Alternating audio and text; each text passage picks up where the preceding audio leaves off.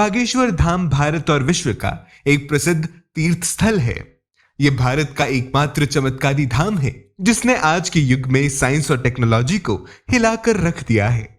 बागेश्वर धाम के पुजारी पंडित धीरेन्द्र कृष्ण शास्त्री गर्ग हैं, जो कि आए दिन नए नए विवादों में घिरे रहते हैं। जब भी आपने बागेश्वर धाम के बारे में सुना होगा तो आपने यहाँ पर धीरेन्द्र कृष्ण शास्त्री जी के द्वारा भूत प्रेत और काले जादू से छुटकारा करवाते हुए जरूर सुना होगा।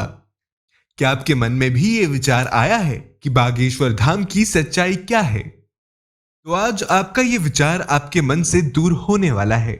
जी हाँ दोस्तों, आज हम आपको बागेश्वर धाम के सच से रूबरू कराएंगे, जिससे आपको भी पता चल जाएगा कि बागेश्वर धाम की असल सच्चाई क्या है। दोस्तों, माना जाता है कि यह धाम 300 साल पुराना है और यहाँ पर हनुमान जी का वास है, जिसके चलते यहाँ पर आने वाले किसी भी व्यक्ति के ऊपर से भूत प्रेत अपने आप ही हट जाते हैं। इसके पीछे की सच्चाई तो आप जानते ही हैं कि हनुमान जी से तो वैसे भी भूत प्रेत डरते हैं और जहां हनुमान जी हैं वहां भूत पिशाच निकट नहीं आवे। दोस्तों, श्री बालाजी बागेश्वर धाम के चमत्कारों से आज दुनिया ही नहीं बल्कि विदेशों में भी बहुत चर्चा है। लेकिन बहुत से लोग बागेश्वर धाम में होने वाले चमत्कारों की सच्चाई को नहीं जानते। आपने बागेश्वर धाम में अर्जी लगाने के बारे में अवश्य सुना होगा, लेकिन क्या आप जानते हैं कि जिस भी व्यक्ति की अर्जी को श्री बालाजी सरकार स्वीकार कर लेते हैं, उस व्यक्ति को या फिर उसके परिवार के किसी भी व्यक्ति को लगातार 2 दिन तक सपने में बंदर दिखाई देते हैं। और ये सपने में बंदर दिखाई देने वाली बात बिल्कुल सत्य है। जितने भी लोगों की अर्जी स्वीकार हुई है उनको सपने में बंदर अवश्य दिखाई देते हैं।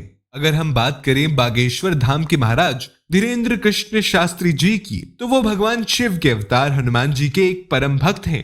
आपको बता दें कि बागेश्वर धाम के महाराज श्री धीरेन्द्र कृष्ण शास्त्री, जिनको आज पूरी दुनिया में बालाजी सरकार के नाम से जाना जाता है, उनका जन्म छतरपुर के एक छोटे से गांव गढ़ा में हुआ था। उनका जन्म एक गरीब ब्राह्मण परिवार में ही हुआ था। लेकिन क्या आप जानते हैं कि आज धीरेन्द्र कृष्ण शास्त्री जी को पूरे देश में एक महान विद्वान और गुरु के रूप में जाना जाता है। उन्होंने 12 साल की छोटी सी उम्र में बालाजी की सेवा प्रारंभ उनकी सभी तपस्या का प्रभाव है कि वो आज किसी भी व्यक्ति के कष्ट को उसके बिना बताए पर्चे में लिख देते हैं।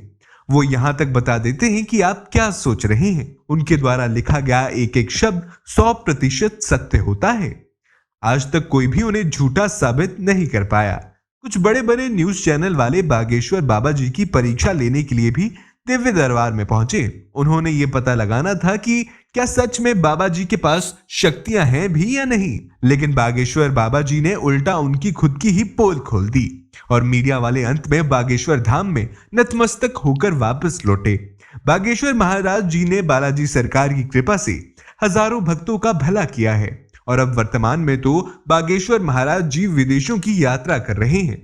वैसे तो बालाजी सरकार की ऐसी कृपा है कि बागेश्वर धाम में जो भी जाता है वो खाली हाथ नहीं लौटता। बागेश्वर बालाजी उसकी झोली हमेशा भरते आए हैं और भरते रहेंगे।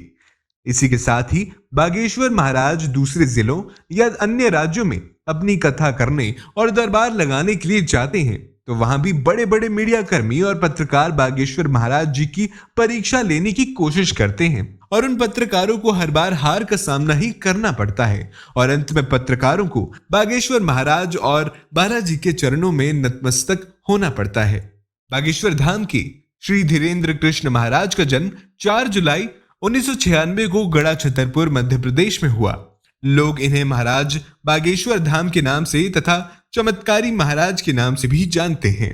वर्तमान समय में धीरेन्द्र कृष्ण महाराज बागेश्वर धाम मध्य प्रदेश में ही अपना दरबार लगाते हैं तथा लोगों की समस्याओं का समाधान करते हैं।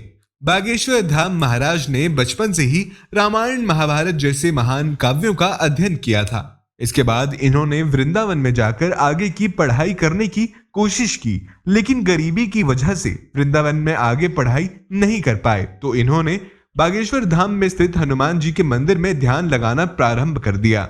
इसके अलावा दिव्य दरबार में यह हर मंगलवार को अर्जी लगाते हैं, जहां पर लोगों की समस्याओं का निवारण करते हैं।